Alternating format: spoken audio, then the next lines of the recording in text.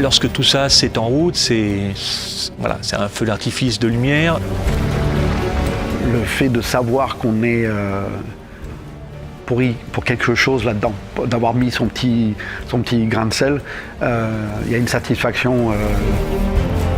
Quand tout s'allume, c'est magique. C'est des effets qu'on n'a nulle part ailleurs.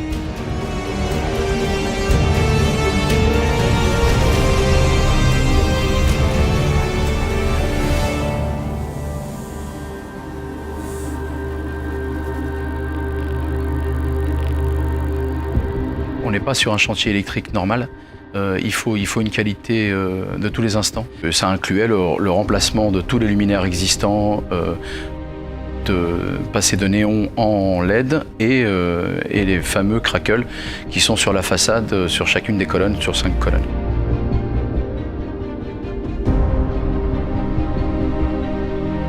Alors effectivement, c'est un peu particulier parce que c'est unique en France, voire même unique dans le monde.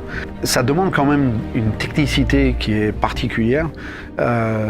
Tout le monde ne peut pas les faire. La complexité vient dans la gestion des pressions de gaz pour obtenir les meilleurs effets.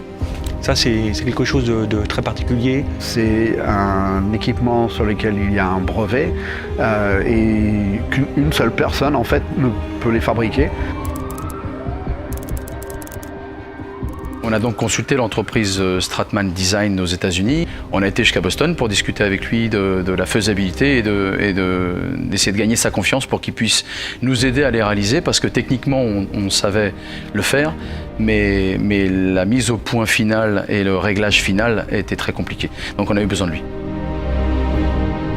Monsieur Stratman a accepté on va dire, livrer ses secrets, si on peut appeler ça comme ça, pour qu'on puisse les fabriquer localement par BTB. Et donc on a pris les bonnes dimensions, les bonnes épaisseurs, la technique complète du verre. On l'a confié à un souffleur de verre parisien. Et qui fait des objets vraiment fabuleux pour le monde de la publicité, le monde de la chimie, le monde de l'aérospatial. Et on avait besoin d'une précision importante. On est de l'ordre du millimètre. Pour des appareils de cette nature et de cette grandeur, ça relève un peu de l'exploit quand même.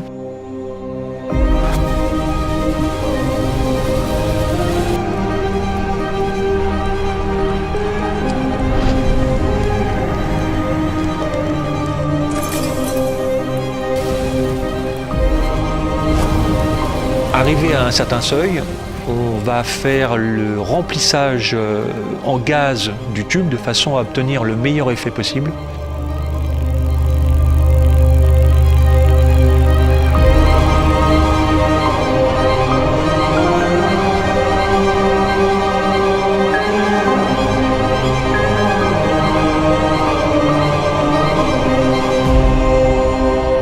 L'émotion, c'est quand on va remonter le disjoncteur et que tout s'allume.